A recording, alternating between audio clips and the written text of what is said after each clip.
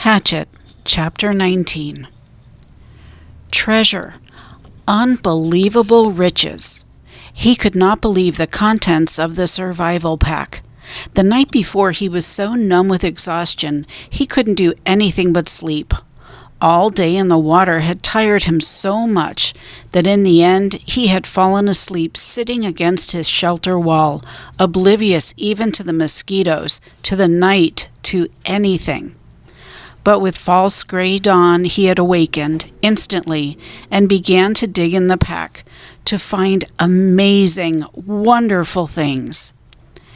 There was a sleeping bag, which he hung to dry over his shelter roof on the outside, and foam sleeping pad, an aluminum cook set with 4 little pots and 2 frying pans. It actually even had a fork and knife and spoon. A waterproof container with matches and 2 small butane lighters.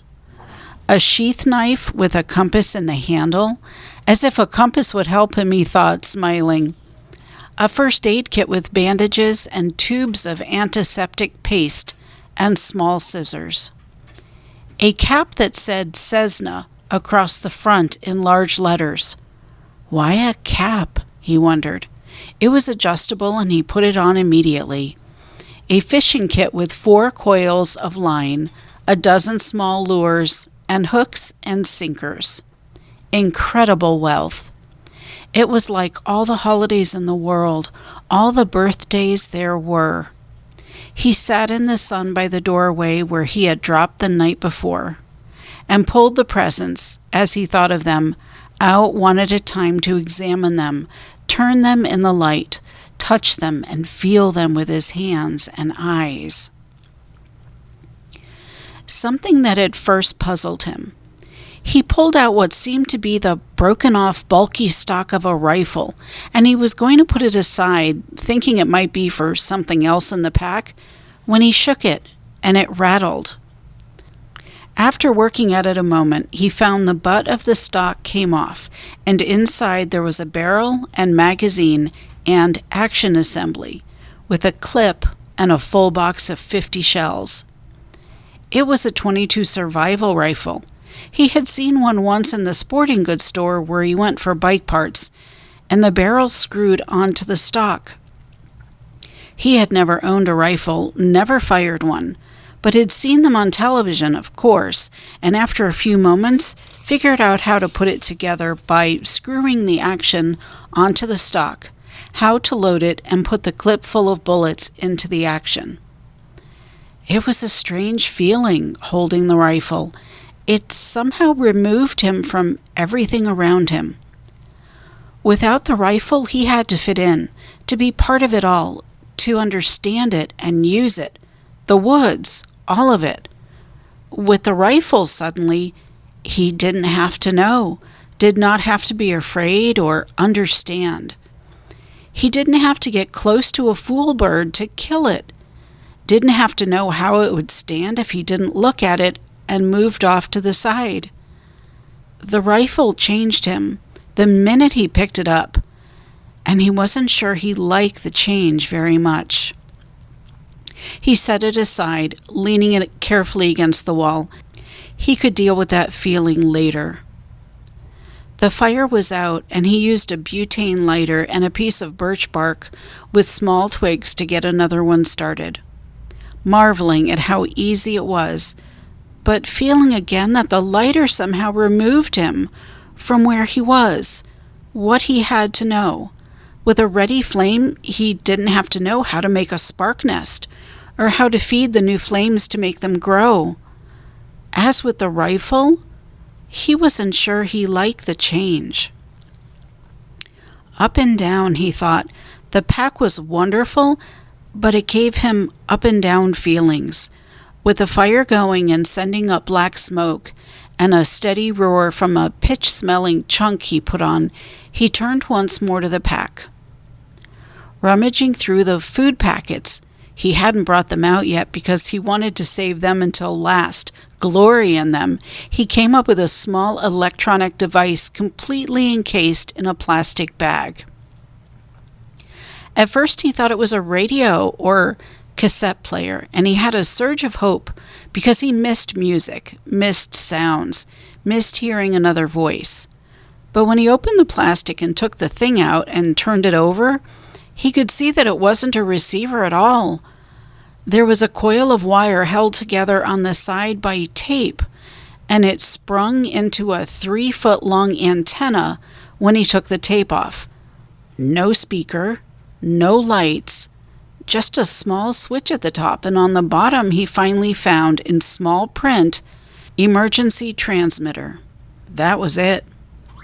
He turned the switch back and forth a few times, but nothing happened. He couldn't even hear static. So, as with the rifle, he set it against the wall and went back to the bag. It was probably ruined in the crash, he thought. 2 bars of soap.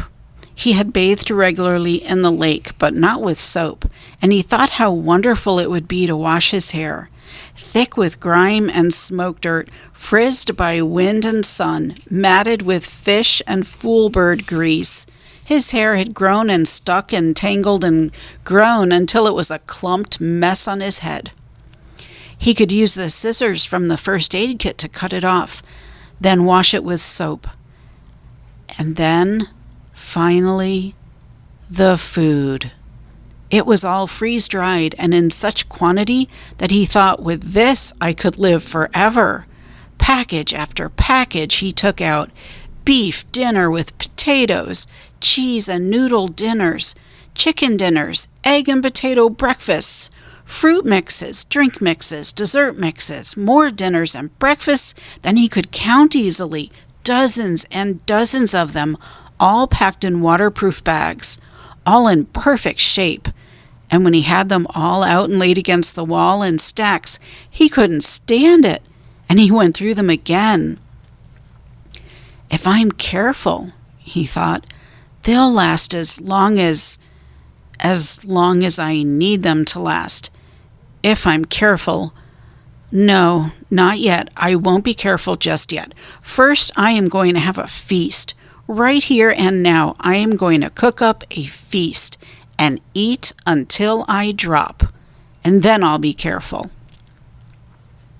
He went into the food packs once more and selected what he wanted for his feast. A 4-person beef and potato dinner with orange drink for an appetizer and something called a peach whip for dessert. Just add water, it said on the packages, and cook for half an hour or so until everything was normal size and done. Brian went to the lake and got water in one of the aluminum pots and came back to the fire. Just that amazed him, to be able to carry water to the fire in a pot. Such a simple act, and he hadn't been able to do it for almost 2 months.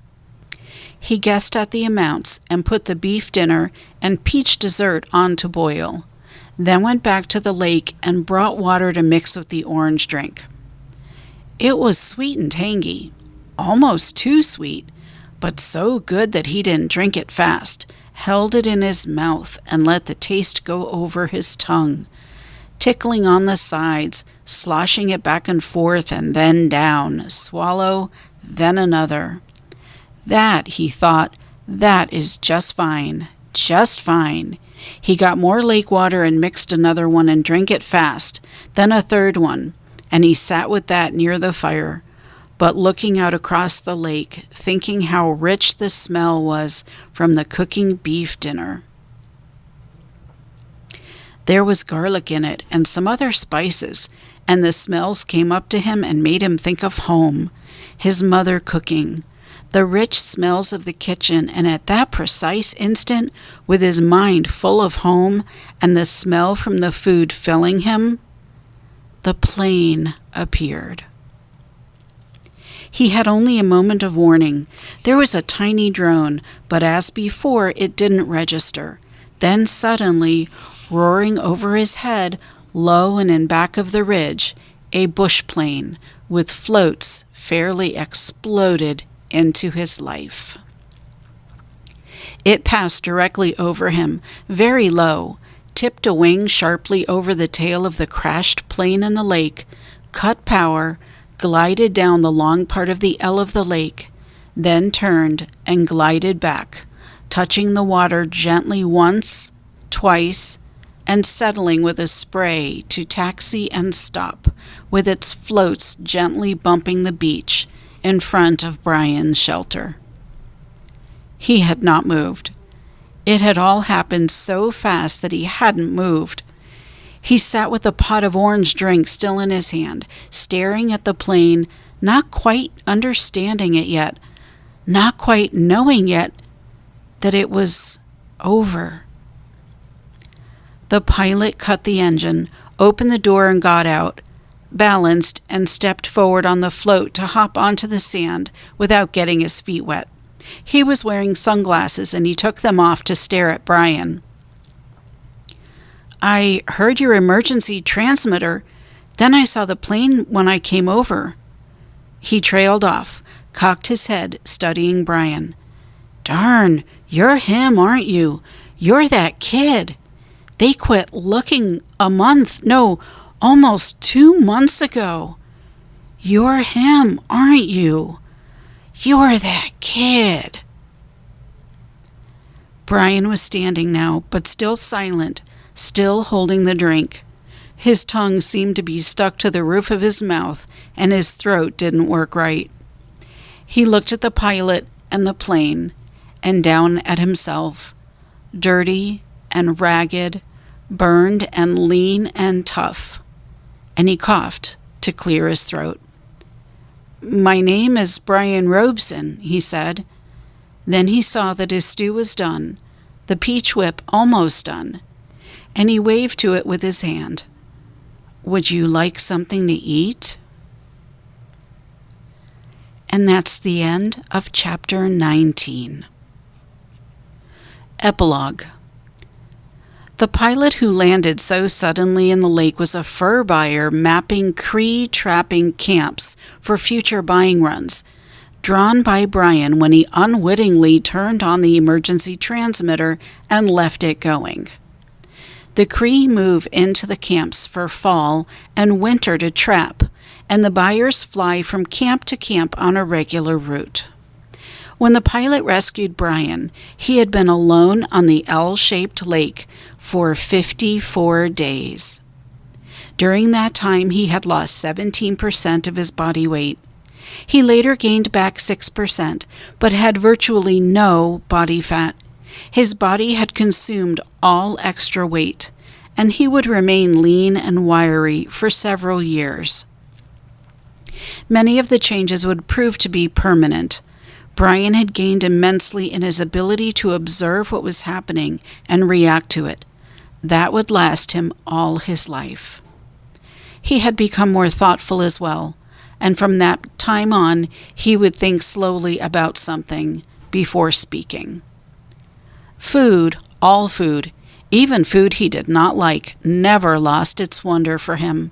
For years after his rescue, he would find himself stopping in grocery stores to just stare at the aisles of food, marveling at the quantity and the variety. There were many questions in his mind about what he had seen and known, and he worked at research when he got back, identifying the game and berries. Gut cherries were termed choke cherries and made good jelly. The nut bushes where the fool birds hid were hazelnut bushes. The two kinds of rabbits were snowshoes and cottontails. The fool birds were ruffed grouse, also called fool hens by trappers for their stupidity. The small food fish were bluegills, sunfish, and perch. The turtle eggs were laid by a snapping turtle, as he had thought.